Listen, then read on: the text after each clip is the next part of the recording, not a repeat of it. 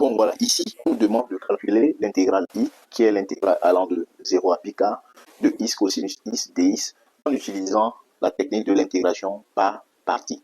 D'abord, nous allons essayer de voir c'est quoi même la technique de l'intégration par partie. En première, vous avez vu les différentes formules qui vous permettent de pouvoir calculer la dérivée d'une fonction. Et parmi ces formules-là, il y a U, vous avez la formule U fois V prime, U fois V prime qui nous donne U prime V plus V prime U. Si vous vous rappelez de ça. Maintenant, nous allons démontrer la formule de l'intégration par partie à partir de là. Donc, en quoi faisant, nous allons essayer d'isoler U prime V. Donc, on va isoler U prime V qui sera égal à U fois V, le tout prime, moins UV prime. Parce que V prime, U c'est encore UV prime. Donc, moins UV prime. Maintenant, comme nous savons que l'intégrale est linéaire, on va appliquer l'intégrale à chaque membre de l'égalité. Donc, ça me fait la primitive de U prime V qui sera la primitive de tout ceci. U fois V prime moins UV prime. Voilà. Maintenant, toujours en se servant de la linéarité de l'intégrale, je peux développer avec l'intégrale. Donc, ça me fait UV le tout prime moins primitive de UV prime. Maintenant, à partir de là, si vous vous souvenez des vidéos précédentes, qu'est-ce que je vous ai dit sur les primitives et les dérivées, c'est que quand je fais primitive de la dérivée, la primitive ennuie la dérivée. Donc, primitive de la dérivée d'une fonction, ça fait la fonction. Donc, primitive de la dérivée de U fois V, ça fait U fois V. Donc, ça me fait U fois V moins la primitive de U, V'. Ce qui veut dire que si je veux la primitive de la fonction U', je peux appliquer cette formule-ci. Donc, ça veut dire que ça me fait U fois V moins maintenant la primitive de U, V'. C'est-à-dire que c'est comme si la dérivée s'est déplacée sur la fonction V. Voilà. Donc, c'est ça qu'on appelle l'intégration par partie. Voilà. Et c'est ce que nous allons utiliser ici pour pouvoir calculer l'intégrale de I.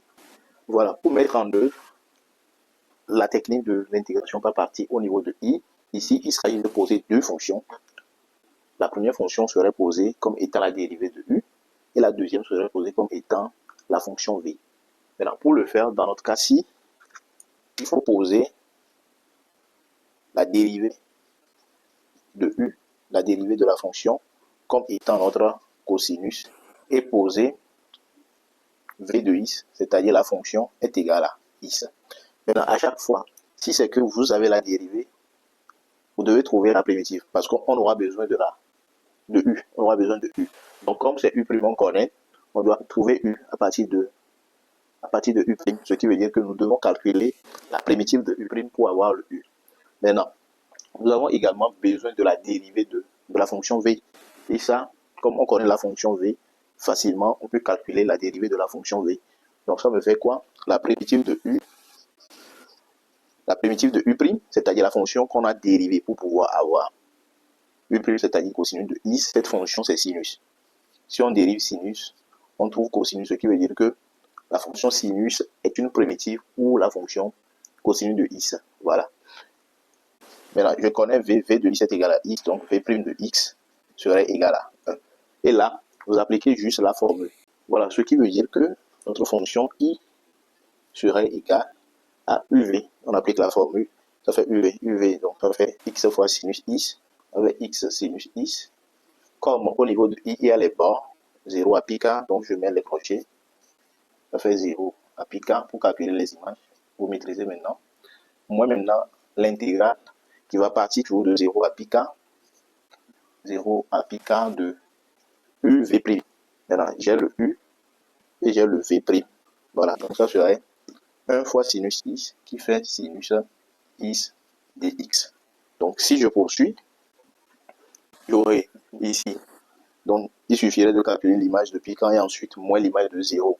L'image de pi k, donc ça me fait pi k sinus pi k moins 0 sinus 0 moins 0 sinus 0, moins maintenant la primitive de sinus x. Donc, qu'est-ce qu'on a dérivé pour pouvoir trouver la fonction sinus x? C'est moins cosinus de x, on dérive. Donc, ça fait la primitive de sinus de x. Donc, ça va faire moins cosinus de x à prendre de 0 aussi à pi k. Donc, si vous vous rappelez des vidéos précédentes, je vous ai dit, si vous avez toute constante, vous avez la possibilité de sortir la constante d'abord avant de calculer les images. Donc, 0 sinus 0, ça fait 0 ici. Sinus pi k, ça fait racine carrée. Ça fait racine de 2 sur 2. Donc, ce qui veut dire que ici, ça veut faire racine de 2 sur 2 fois pi k. Là, nous avons 0. Je sors le moins, ça devient plus. Et là, je mets cosinus de x à prendre de 0 à pi k. Donc, i serait égal à pi racine de 2 sur 8 plus. Maintenant, je peux calculer les images. Cos de pi k. Cos de pi k, ça fait racine de 2 sur 2. Moins cos de 0. Cos de 0, ça fait 1. Voilà, donc le i finalement est égal à pi racine de 2 sur 8 plus racine de 2 sur 2 moins 1.